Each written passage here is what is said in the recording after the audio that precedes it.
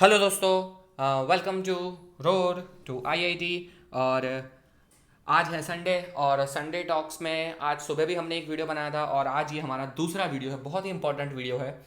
इस पे हम लोग ये बात करने वाले हैं। मुझे बहुत लोगों का कमेंट्स आए थे कि सर हर एक का इंजीनियरिंग स्टूडेंट को किस तरह का लैपटॉप चाहिए। पहली चीज़, लैपटॉप चाहिए या नहीं चाहिए, क्या हम मोबाइल से काम चला सकते हैं। तो सारी बात का एक निष्कर्ष निकाल के ये वीडियो लाया हूँ मैं आपके लिए। इस वीडियो को एंड तक देखेगा और अपने सारे फ्रेंड्स के साथ इसको शेयर करिएगा। बहुत इंपॉर्टेंट वीडियो है, ठीक है। कोई भी ब्रांच वाला हो वो इस वीडियो को देख सकता है। तो पहली चीज़ कि लैपटॉप चाहिए या नहीं। तो एक बात मैं बता दूं कि अगर आपको सिर्फ ऑनलाइन क्लासेस अटेंड करना है, ठीक है, और कुछ अभी मुझे लग रहा है फर्स्ट ईयर में और कुछ बड़ा सॉफ्टवेयर यूज़ करना, अगर आप खुद से सीखना नहीं चाहते तो ऐसी कोई बड़ी चीज़ आएगी नहीं। तो जिसके पास बहुत ही फाइनेंशियल स्ट्रेस है अभी के नहीं, अभी नहीं खरीद सकते, तो मैं बोलूँगा कि आप उसके बिना भी चला सकते हो काम। फर्स्ट ईयर में इतनी ज़्यादा ज़रूरत नहीं आएगी, ठीक है। लेकिन जिसके पास थोड़ा कुछ रिसोर्सेस है, जो ईएमआई पे या कहीं से भी लैपटॉप खरीद सकता है, तो लैपटॉप से खरीदना हमेशा अच्छा रहता है, क्योंकि लैपटॉप बड़ी स्क्रीन है, आपको भी मजा आएगा। मोबाइल में आप थोड़े टाइम बाद आप थक जाओगे, ठीक है। तो मोबाइल के अपने कंस्ट्रेंट है, लेकिन ऐसा नहीं है कि हार्ड एंड फास्ट लेना ही है, ठीक है। तो ये आपके ऊपर है, आपकी फाइनेंशियल कंडीशन के ऊपर है। आप सोच समझ पे इस पर विचार कर सकते हो। अब दूसरी चीज़ कि आपने ठान लिया कि चलो भैया लैपटॉप ले ही लेते हैं, क्योंकि इंजीनियरिंग में यूज़फुल है ही, तो आगे भी जाकर काम आ जाएगा। अभी भी मैं बड़ी स्क्रीन पे पढ़ पाऊंगा, क्योंकि अभी छः छः सात महीने और पढ़ना है, तो इस पर ऑनलाइन क्लासेस भी अच्छे से लिख पाऊंगा। तो क्या करना है, इस पर ले लेते हैं चलो। तो लेने का सोच लिया। तो अब इसमें मैंने मेजर थ्री कैटेगरीज बनाई है। ये कैटेगरीज के हिसाब से आप जा सकते हो। पहला कैटेगरी जो है वो है बेसिक नीड्स वाला कैटेगरी। बेसिक नीड्स मतलब कि जो अभी रिसेंट होगा वो बेसिक नीड्स वाला ही होगा। जैसे कि आपको कोई वीडियो देखना है, या फिर कोई मूवीज़ के लिए भी लोग लैपटॉप खरीदते हैं, ठीक है। वीडियोस मूवीज़ हो गई, आपको ऑनलाइन क्लासेस अटेंड करने, वेरियस सॉफ्टवेयर, कॉलेज का सॉफ्टवेयर हुआ या जूम या गूगल मीट पे हुआ, वेरी बेसिक सॉफ्टवेयर हो गया, C++ हो गया, बेसिक जावा हो गया, ठीक है। या फिर बेसिक मैकेनिकल के लिए ऑटो कैड हो गया, बेसिक सिविल के इलेक्ट्रिकल के कोई सॉफ्टवेयर हो गए, या फिर MS ऑफिस हो गया, या फिर जो माइक्रोसॉफ्ट के ऑफिस होते हैं, PPT है, शीट है, वर्ड है, वो सारी, एंड भी थोड़े कुछ जो अदर यूजेस है, उन सब के लिए आपको एक नॉर्मल लैपटॉप चाहिए। ये कौन ले सकता है पता है? कि जो मैकेनिकल का है और जिसको मैन्युफैक्चरिंग में ज़्यादा इंटरेस्ट है, डिज़ाइन में कम इंटरेस्ट है, ठीक है। सिविल, इलेक्ट्रिकल के बच्चे, बायोमेडिकल बायोटेक्निकल के बच्चे, उन सबको इसमें से आराम से ये पूरी 4 साल उनके चल जाएंगे। मेरे पास भी इसी तरह का सेम लैपटॉप था जो मैं अभी आपको फीचर्स बताने वाला हूँ। सेम लैपटॉप मेरे पास अभी भी है, उसी में से मैं वीडियोस भी बनाता हूँ और सारी चीज़ मैं उसी में करता हूँ। तो बेसिक सॉफ्टवेयर के लिए मेरे हिसाब से वो सही रहेगा। ये बहुत आगे जाने की ज़रूरत नहीं है। और जो कंप्यूटर आईटी वाले बच्चे हैं, जिनके पास भी बहुत ज़्यादा पैसे नहीं है और वो नॉर्मल लैपटॉप खरीदना चाहते हैं, और बाद में जाके आप उसको अपग्रेड भी कर सकते हो, ठीक है। बहुत ज़्यादा अपग्रेडिंग का कॉस्ट नहीं होता है, थोड़ा कुछ आप अपग्रेड कर सकते हो। जो फर्स्ट अभी केस है उससे आप सेकंड केस में नॉर्मल अपग्रेडेशन से आप जा सकते हो, ठीक है। उसमें बड़ी चीज़ नहीं आएगी, वो भी मैं बताऊंगा कैसे करना है। तो आप क्या कर सकते हो, कोई भी i3 वर्जन, उससे ग्रेटर वर्जन वाला, i3 या उससे ग्रेटर, 1 TB हार्ड डिस्क हो, तो आप थोड़ा स्टोरेज भी अच्छे से कर पाओ, और 4 GB या उससे ज़्यादा वाली रैम ले लो, तो ये आपका इतना इनफ है। मेरे पास जो अभी लैपटॉप है उसमें i3 है, 5th जनरेशन, 1 TB की हार्ड डिस्क है और 4 GB रैम है। ये मेरे पास है और मैं आराम से मैंने इसमें निकाल दिया है।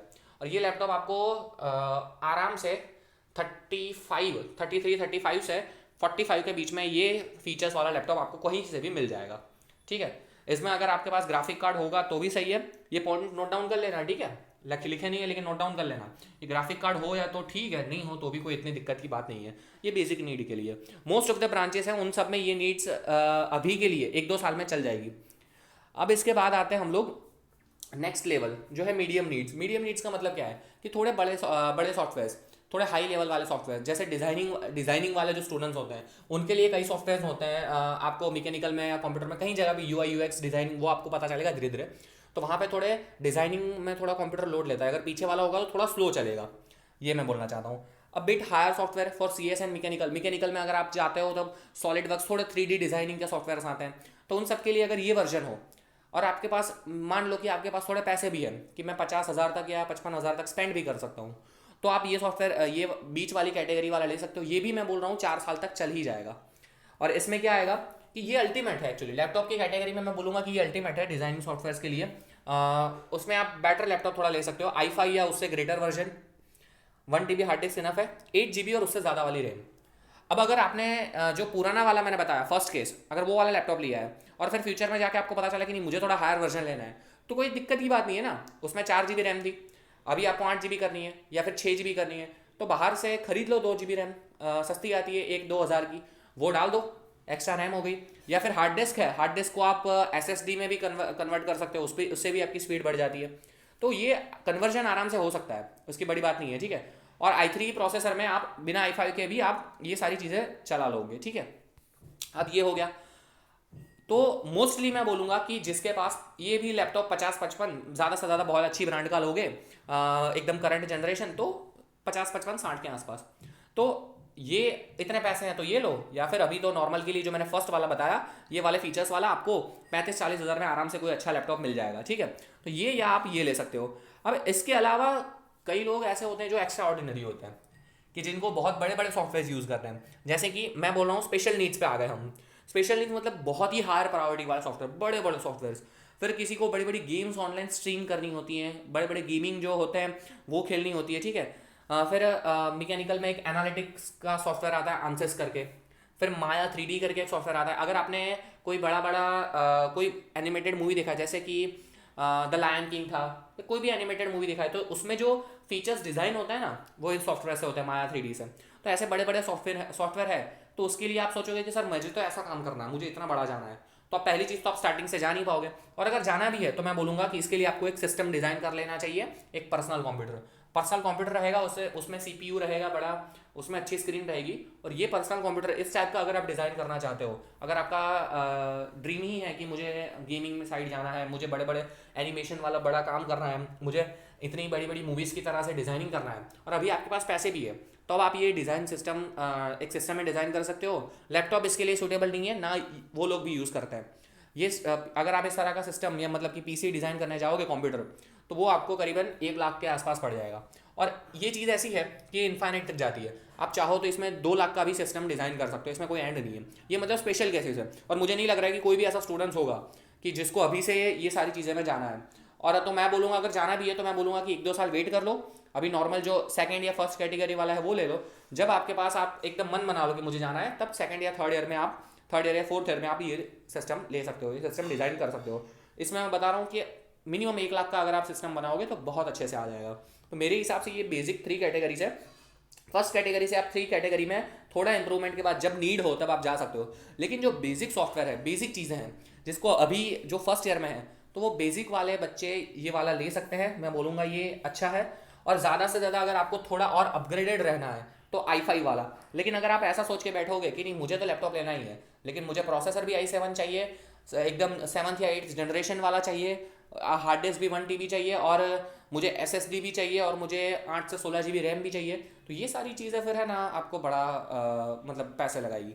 तो 1-2 फैक्टर्स याद रखना कि आपकी ब्रांच कौन सी है। जैसे इस कंप्यूटर वालों के लिए सेकंड कैटेगरी आई थिंक कि सफिशेंट है, डिज़ाइनिंग वालों के लिए भी सेकंड कैटेगरी सफिशेंट है, मैकेनिकल में जो हायर जाना चाहते हैं उनके लिए भी सेकंड कैटेगरी या फर्स्ट कैटेगरी सफिशेंट है। उनके अलावा फर्स्ट कैटेगरी मोस्टली सारे स्टूडेंट्स के लिए सफिशेंट है। जब भी आप चाहो तो आप थोड़ा कुछ अपग्रेडेशन करके 5-10 हज़ार रुपये खर्च करके आप फर्स्ट या सेकंड कैटेगरी में आ भी सकते हो। तो ये हो गया। अगर आप बहुत ज़्यादा, आपके पास पैसे, बहुत ज़्यादा पैसे, और आपको पता है कि नहीं मुझे, मैं स्पेशल केस में जो ये थर्ड वाला था उसमें ही जाने वाला हूँ, तब आप, मैं बोलूँगा कि सिस्टम डिज़ाइन करो। ऐसा कोई लैपटॉप बना नहीं है, और लैपटॉप बनाए तो वो बहुत लोड लेता है और उसमें आपको मज़ा भी नहीं आएगा। एक सेपरेट सिस्टम होगा, उसमें 3-4 फैंस लगे होंगे, तो वो लोड सहन कर पाएगा, और वही एक इफेक्टिव तरीका है। तो ये मेजर 3 कैटेगरीज है। ऐसा कोई ऐसा नहीं है रूल कि भाई मैकेनिकल वाला यही लैपटॉप ले, यही लैपटॉप, ये बेसिक 3 कैटेगरीज है, और आप इस हिसाब से लैपटॉप ले सकते हो। बात रही कि कौन से ब्रांड का लेना है, कौन सी कंपनी का लेना है, तो वो आप अपने हिसाब से रिसर्च करो, क्योंकि मैं कोई ब्रांड बता दूंगा, और ब्रांड का थोड़ा पैसे से भी लेना देना होता है। जैसे कि एसर है, लेनोवो है, वो थोड़े कम प्राइस में देते हैं आपको, जबकि आप सोनी में जाओगे या फिर डेल में जाओगे तो थोड़ा हायर प्राइसेस होते हैं। तो अपने हिसाब से, आपके बजट के हिसाब से आप सिलेक्ट कर सकते हो। लेकिन नॉर्मल मैंने जो प्राइस रेंज है वो बता दिए कि बेसिक नीड्स के लिए जो है वो आपको 30-35, मतलब 35 मान के चलो, 35 से 40-50 के बीच में आपको आ जाएगा। ये जो मीडियम रेंज वाला है वो आपको 45 से 60 के बीच में आ जाएगा। और ये सेपरेट पीसी बनाओगे तो ये आप अपने मन के हिसाब से कितना भी हायर प्राइस का बना सकते हो, ठीक है। लोग, मैंने देखा है एक सिस्टम जिसमें 64 128 GB की रैम भी होती है, और बड़ी स्क्रीन के साथ 2-2 स्क्रीन के साथ बना के लोग करते हैं काम, ठीक है वो। लेकिन मुझे लग रहा है कि अभी आपकी ज़रूरत नहीं है। अभी आपकी ज़रूरत ये फर्स्ट और सेकंड केस में चली जाएगी। अगर कम पैसे हैं लेकिन लैपटॉप लेने का मन है तो फर्स्ट वाला ले लो। अगर थोड़े ज़्यादा पैसे हैं, 50-55 हज़ार आप इन्वेस्ट कर सकते हो, तब आप सेकंड वाला भी ले सकते हो। It all depends on your how much you want to spend. ठीक है, तो आई होप ये लैपटॉप वाला जो डाउट था वो क्लियर हो चुका होगा। और एक और चीज़ मैं बताना चाहता हूँ कि जो ये वाले सॉफ्टवेयर हैं कि ये सर आप बोलो कि नहीं मुझे आंसर सीखना है, मुझे माया भी सीखना है, तो क्या मैं कभी नहीं सीख पाऊंगा, मेरे पास पैसे नहीं है? तो नहीं, ऐसा नहीं है। मोस्टली कॉलेजेस में उनके पास ऐसे डिजाइंड पीसी सिस्टम्स होते हैं, उनके पास कंप्यूटर लैब्स होती हैं, तो वहाँ पे आप जाके काम कर सकते हो और वहाँ पे ही काम करना होता है। जैसे हमारे साथ जो मैकेनिकल के स्टूडेंट्स थे काफ़ी जो मास्टर्स में, तो उन लोगों का प्रोजेक्ट आंसर्स पे बेस्ड होता था, एनालिटिक्स एनालिसिस करना होता था, तो वो लोग अपने लैपटॉप में कम काम करते थे।